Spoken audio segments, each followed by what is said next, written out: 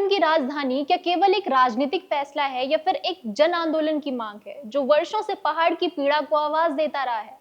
जब भी गैरसैंण की बात होती है तो सिर्फ नक्शे पर एक जगह नहीं उभरती, बल्कि एक विचार है, एक सपना जो उत्तराखंड राज्य की मांग के साथ ही जन्मा है। जय देव भूमि जय उत्तराखंड। आप देख रहे हैं भारत न्यूज लाइव और मैं सिमरन। 1990 के दशक में जब उत्तराखंड राज्य का आंदोलन तेज हुआ तो आंदोलनकारियों ने सिर्फ एक राज्य की नहीं बल्कि राजधानी के लिए भी एक पहचान की मांग रखी, और वो थी गैरसैंण। इतिहास की बात करें तो गैरसैंण चमोली जिले के भराड़ीसैंण क्षेत्र में एक स्थित छोटा सा पर्वतीय कस्बा है। ये कुमाऊं और गढ़वाल के लगभग मध्य में स्थित है, जो इसे भौगोलिक रूप से संतुलित राजधानी बनाने के तर्क में मजबूती देता है। आंदोलन से लेकर राज्य गठन तक हजारों लोग सड़कों पर उतरे, जान गंवाई, लेकिन उनके सपनों में राजधानी गैरसैंण ही थी। लेकिन हुआ क्या? राज्य बनने के बाद भी देहरादून को अस्थायी राजधानी घोषित किया गया। वादा किया गया था कि भविष्य में राजधानी का निर्णय लिया जाएगा, पर 20 साल तक वही वादा हवा में उड़ता रहा। पहाड़ का दर्द यह था कि फैसले मैदान में लिए जाते हैं लेकिन भुगतना पहाड़ को पड़ता है। 2016 में तत्कालीन मुख्यमंत्री हरीश रावत ने पहली बार भराड़ीसैंण में विधानसभा सत्र आयोजित कर ऐतिहासिक कदम उठाया। असली मोड़ 2020 में आया जब मुख्यमंत्री त्रिवेंद्र सिंह रावत ने गैरसैंण को उत्तराखंड की ग्रीष्मकालीन राजधानी घोषित कर दिया। ये फैसला 11 मार्च 2020 को बजट सत्र के दौरान लिया गया। इसके बाद राज्यपाल ने इसे मंजूरी दी और गैरसैंण का नाम आधिकारिक दस्तावेजों में राजधानी के रूप में दर्ज हो गया, लेकिन सिर्फ गर्मी के लिए। तो सवाल ये है, क्या पहाड़ को सिर्फ गर्मियों में राजधानी मिलनी चाहिए? क्या विकास के फैसले सिर्फ 3 महीने के लिए पहाड़ों में लिए जाएंगे? गैरसैंण को राजधानी क्यों बनाना चाहिए, आइए जानते हैं। गैरसैंण को उत्तराखंड की राजधानी बनाए जाने के लिए मांग आज की नहीं है, ये मांग उत्तराखंड राज्य के निर्माण के समय से उठती रही है। लेकिन सवाल ये है कि ऐसा क्या खास है गैरसैंण में जो इसे राजधानी बनाना जरूरी है? गैरसैंण भौगोलिक दृष्टिकोण से उत्तराखंड के लगभग मध्य में स्थित है। एक ओर पहाड़ी जिलों को जोड़ता है तो वहीं दूसरी ओर मैदानी इलाकों के भी नजदीक है। ऐसे में ये पूरे राज्य के लिए संतुलनकारी केंद्र बन सकता है। यदि राजधानी देहरादून जैसी सीमांत जगह पर होगी तो पहाड़ी जिलों के लोगों को प्रशासनिक कार्यों के लिए लंबी दूरी तय करनी पड़ती है। गैरसैंण चमोली जिले में स्थित है और गढ़वाल तथा कुमाऊं मंडल दोनों के बीच सेतु का काम करता है। इतिहासकारों और सामाजिक कार्यकर्ताओं का मानना है कि गैरसैंण का चयन राजधानी के तौर पर भावनात्मक और भू राजनीतिक दृष्टिकोण से भी सटीक है। जब उत्तराखंड आंदोलन चरम पर था तो इसमें भाग लेने वाले अधिकांश लोग पहाड़ी क्षेत्रों से थे। वे एक ऐसी राजधानी चाहते थे जो उन्हीं की मिट्टी से जुड़ी हो, ना कि मैदानी क्षेत्रों से। गैरसैंण को राजधानी बनाना उस ऐतिहासिक बलिदान और संघर्ष का सम्मान होता। आर्थिक दृष्टि से भी गैरसैंण राजधानी बनने पर विकास का एक नया केंद्र बन सकता है। लंबे समय से पहाड़ी क्षेत्रों में विकास की गति भी धीमी है।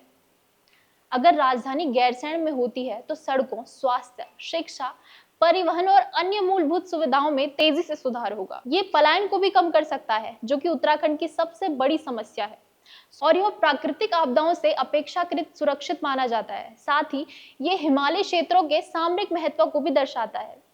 2020 में जब त्रिवेंद्र सिंह रावत ने गैरसैंण को ग्रीष्मकालीन राजधानी घोषित किया तो ये कदम लोगों की उम्मीदों की ओर संकेत था। लेकिन लोगों की मांग इससे आगे है। वे इसे स्थायी राजधानी के रूप में देखना चाहते हैं। इसके पीछे तर्क ये है कि राजधानी वही होनी चाहिए जो पूरे राज्य के हित को ध्यान में रखे, ना कि केवल राजनीतिक या नौकरशाही सुविधा के अनुसार तय हो। इसलिए गैरसैंण केवल एक जगह नहीं, ये उत्तराखंड के लोगों की भावनाओं और उनकी आकांक्षाओं और उनके सपनों का प्रतीक है। इसे राजधानी बनाना केवल एक प्रशासनिक निर्णय नहीं बल्कि एक ऐतिहासिक न्याय होगा।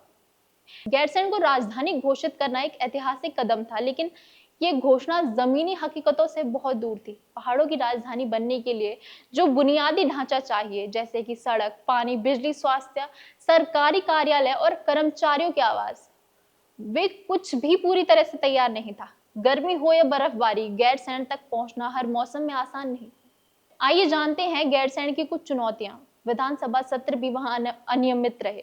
कभी टेंट में सत्र चला, कभी बिजली गई तो माइक बंद हो गया और कभी कर्मचारियों के ठहरने तक की व्यवस्था नहीं हो पाई। स्थायी राजधानी के नाम पर जमीनों की खरीदारी शुरू हुई, लेकिन बिना ठोस योजना के। मास्टर प्लान नहीं बना, न ही सरकारी दफ्तर शिफ्ट हुए। मुख्यमंत्री कार्यालय आज भी देहरादून में ही है और गैरसैंण एक प्रतीक बनकर रह गया है। जनता को उम्मीद थी कि सत्ता पहाड़ चढ़ेगी, लेकिन सच्चाई ये रही है कि राजधानी का सपना सिर्फ भाषणों और अधूरी तैयारियों तक ही सिमट कर रह गया है। अब लोग पूछते हैं, क्या गैरसैंण सिर्फ एक भावनात्मक कार्ड था या फिर सरकारें वाकई कुछ चाहती थी लेकिन कर नहीं पाई। 2016 में जब पूर्व मुख्यमंत्री हरीश रावत ने गैरसैंण में बजट सत्र करवाकर राजधानी की ओर कदम बढ़ाया, सड़क, पानी और अस्थायी विधानसभा भवन की नींव रखी और वादा किया कि फिर से सत्ता में आए तो गैरसैंण को राजधानी बनाएंगे, लेकिन न तो उनकी सरकार दोबारा आई और न ही गैरसैंण राजधानी बन सका। इसके बाद 2020 में भाजपा सरकार ने गैरसैंण को गर्मियों की राजधानी घोषित किया, मगर वो भी सिर्फ नाम भर। विधानसभा अधूरी, ढांचा अधूरा और जनता अब भी पूछ रही है कब तक राजधानी सिर्फ भाषणों में रहेगी।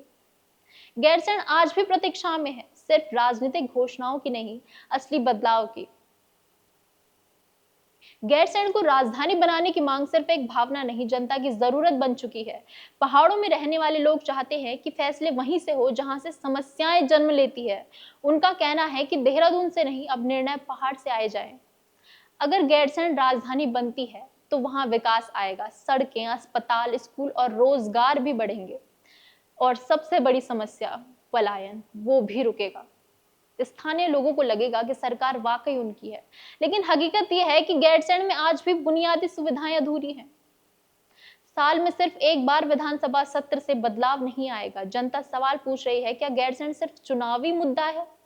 अब लोग चाहते हैं कि घोषणाएं ना हो, जमीन पर कार्रवाई हो। राजधानी का मतलब होता है शासन की नब्ज, और उत्तराखंड की नब्ज अब गैरसैंण में धड़कना चाहती है। आप देख रहे हैं भारत न्यूज लाइव और मैं सिमरन। भारत न्यूज लाइव से जुड़ने के लिए इसे लाइक, सब्सक्राइब और बेल आइकन दबाएं।